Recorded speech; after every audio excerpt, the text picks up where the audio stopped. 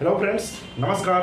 कैसे हैं आप सब? मैं आपका अपना साथी शिवशंकर मिश्रा लीगल दर्पण चैनल में स्वागत करता हूं। फ्रेंड्स, मैं आज बात करने वाला हूं कि एक प्रोफेशनल, खासकर लॉयर जो हैं या फिर लॉ स्टूडेंट हैं, उनके लिए ड्राफ्टिंग क्यों महत्वपूर्ण है, ड्राफ्टिंग क्यों ज़रूरी है, क्या ड्राफ्टिंग के बिना कोई काम होगा या नहीं होगा, ड्राफ्टिंग के बिना वो अपने प्रोफेशन में आगे बढ़ सकेंगे या नहीं बढ़ सकेंगे। इसी टॉपिक पे आज मैं डिस्कस करूँगा। तो इसे जानने के लिए वीडियो को लास्ट तक देखिएगा और वीडियो देखने के बाद अच्छा लगे तो चैनल को ज़्यादा से ज़्यादा सब्सक्राइब, लाइक और शेयर कीजिएगा। तो आइए फ्रेंड्स, जानते हैं। फ्रेंड्स, जब कोई लॉ स्टूडेंट लॉ की पढ़ाई करता है, एलएलबी करता है, तो उस दरमियान भी उसे एग्ज़ाम में लिखने के लिए अच्छा नॉलेज होना ज़रूरी होता है किताब का, तभी वो एग्ज़ाम में लिख पाता है। जितने अच्छे तरीके से वो लिख पाएगा, उसी लिखने की कला को ही हम ड्राफ्टिंग कहते हैं। यदि वहाँ पे वो अच्छा परफॉर्मेंस करता है, अच्छा लिखता है, तो ऑब्वियसली है कि वो प्रैक्टिस में आएगा तो अच्छा ही लिखेगा।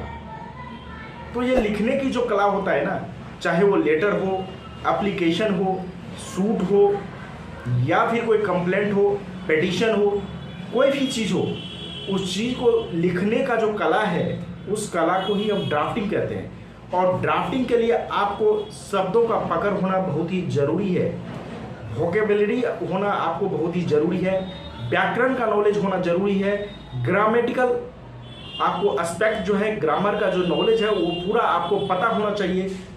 उसके बाद ही आप एक अच्छा ड्राफ्टर बन सकते हैं, अच्छा ड्राफ्टिंग कर सकते हैं। जब लॉ की पढ़ाई करने के बाद आप प्रोफेशन में आते हैं, एज ए लॉयर के रूप में काम करने के लिए, एडवोकेट के रूप में काम करने के लिए, तो उसके बाद आपको एक एक एप्लीकेशन जाता है कोर्ट में, वो एप्लीकेशन कैसे ड्राफ्ट किया जाता है, वो चीज़ें आपको सीखना पड़ता है। वैसे आपके सिलेबस में भी ड्राफ्टिंग एंड प्लीडिंग का एक बुक होता है, उस समय आपको बहुत हद तक सिखा दिया जाता है। लेकिन उसके बावजूद भी कुछ यदि छूट जाते हैं, तो जब आप प्रैक्टिस में आते हैं, किसी सीनियर के साथ आप लगते हैं, काम करते हैं, तो उस समय आपको ड्राफ्टिंग में वो चीज़ सिखाया जाता है। लेकिन वो तब आप सीख पाएंगे जब आपका जो एकेडमिक नॉलेज है वो क्लियर रहे, जब आप जिस पढ़ाई जो आपने किए हैं उस पढ़ाई में आपका पूरा बुकिश नॉलेज क्लियर रहेगा, आपको क्या कहाँ पे लिखना चाहिए वो चीज़ें पता रहेगा। आप एक कंप्लेंट लिख रहे हैं, कंप्लेंट में कैसे लिखना चाहिए, सब्जेक्ट में क्या आना चाहिए, तो फिर उसके बाद जो डिटेल है वो किस तरीके से लिखना चाहिए, ये सारे तरीके आपको पता होना चाहिए। कोर्ट में मान लीजिए आपका NBWY, नॉन बेलेबल वारंट हो गया है किसी के लिए, एक्यूज्ड को, यदि वो डेट पे नहीं आया तो उस वारंट को कैंसिल करवाने के लिए क्या एप्लीकेशन लिखने चाहिए, उसका फॉर्मेट क्या होता है, तो फॉर्मेट आपको पता चल जाएगा। लेकिन फॉर्मेट के बावजूद भी बीच में जो आप पॉइंट जो देंगे, वो पॉइंट का नॉलेज आपको तभी होगा जब उस काम को आप करेंगे, और उस काम को आप तब अच्छे तरीके से कर सकेंगे जबकि आपको एकेडमिक नॉलेज क्लियर होना चाहिए। एकेडमिक जैसे ड्राफ्टिंग या प्लीडिंग का जो बुक है वो क्लियर होना चाहिए, आपको शब्दकोश पे पकड़ होना चाहिए, आपको उसमें वोकेबुलरी होना चाहिए, ग्रामर का नॉलेज होना चाहिए, उसके बाद ही एक अच्छा ड्राफ्टिंग कर सकते हैं। ड्राफ्टिंग इसलिए भी जरूरी होता है कि यदि आप अपने केस को खुद ड्राफ्ट करते हैं, तो आपको ड्राफ्ट करते करते ही केस को के बारे में पूरा सारांश पता चल जाता है। उसके बाद जब आप जज साहब के सामने जाते हैं तो आपको फाइल पढ़ने की जरूरत नहीं पड़ती, आप सीधा ऐसे रटे तोते की तरह उसको बोलते हैं और केस आपका एडमिशन हो जाता है। और उसके बाद जो एडमिट होने के बाद आपको जज साहब के सामने में भी ये देखा जाए तो इम्प्रेशन आपका सही बनता है। इंप्रेशन इसलिए सही बनता है कि आपको फाइल देखने की जरूरत नहीं पड़ती है। लेकिन जो वकील साहब टाइपिस्ट पे डिपेंड होते हैं, उनको ये सब चीज़ नहीं होता, उनको फाइल पढ़ना पड़ता है, फिर वो देख देख के वहाँ पे बोलते हैं, उनको क्लियर नहीं रहता है, फिर जज साहब कितने बार डांट भी देते हैं कितने वकील साहब को। तो इसीलिए ड्राफ्टिंग जरूरी होता है। बिना ड्राफ्टिंग के आप ज़्यादा आगे नहीं बढ़ पाइएगा। ड्राफ्टिंग जितना मजबूत होगा, जितने शब्दों पे पकड़ होगा, जितने अच्छे लिखने की कला आप में रहेगा, उतना आप अच्छा वकील बन पाएंगे। ये तो रही वकील साहब की बात।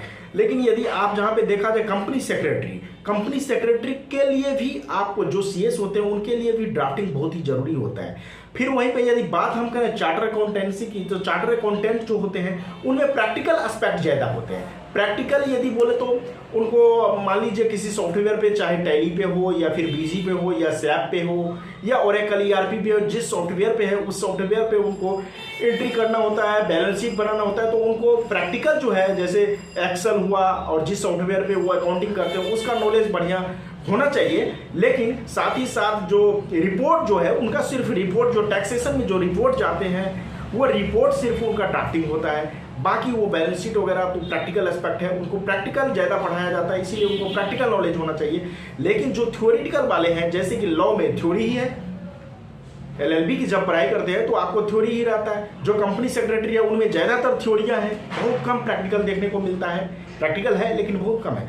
तो जहाँ पे थ्योरी की चीज़ आती है तो वहाँ पे उन प्रोफेशनल के लिए ड्राफ्टिंग बहुत ही ज़रूरी होता है। ड्राफ्टिंग यदि उनको नहीं आता है तो वो फिर दिक्कत हो जाता है, वो दूसरे पे डिपेंड रहते हैं, उनको मैटर क्लियर नहीं हो पाता है। और ड्राफ्टिंग तब आप अच्छे तरीके से कर पाएंगे जबकि आपको जो भी लॉ है उसका अच्छे तरीके से नॉलेज होना चाहिए, खासकर आपको साथ ही साथ शब्दों पे पकड़ होना चाहिए और ग्रामेटिकल जो है, जो व्याकरण है उनका भी क्लियर होना चाहिए। नहीं तो जहाँ पे हैज़ का प्रयोग होना चाहिए वहाँ पे आप हैड का कर दिए, हैड के जगह पे हैज़ का प्रयोग कर दिए तो फिर टेंस चेंज हो जाएगा और वो सेंटेंस ही बदल जाएगा। तो इसीलिए आपको ग्रामर का भी नॉलेज होना बहुत ही ज़रूरी है और सब वोकेबलरी आपका मजबूत होना चाहिए। उसके बाद जो फॉर्मेट जो है, फॉर्मेट तो आपको मिल जाएगा कहीं भी, फॉर्मेट तो आप करते करते आप देख लीजिएगा, लेकिन बीच का जो कंटेंट है वो तभी आप अच्छे तरीके से सेंटेंस बना पाइएगा जबकि आप पहला लॉ का क्लियर होना चाहिए, जो लॉ कहता है वो पॉइंट आपको क्लियर होना चाहिए,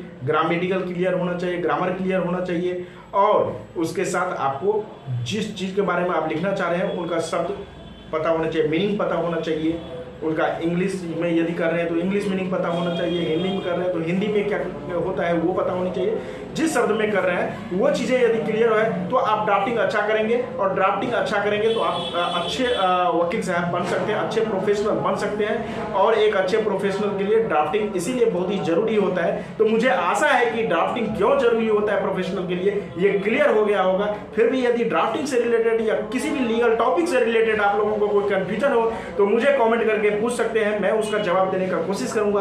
आज तक के लिए फ्रेंड इतना ही, फिर मिलेंगे नेक्स्ट वीडियो में, तब तक के लिए नमस्कार।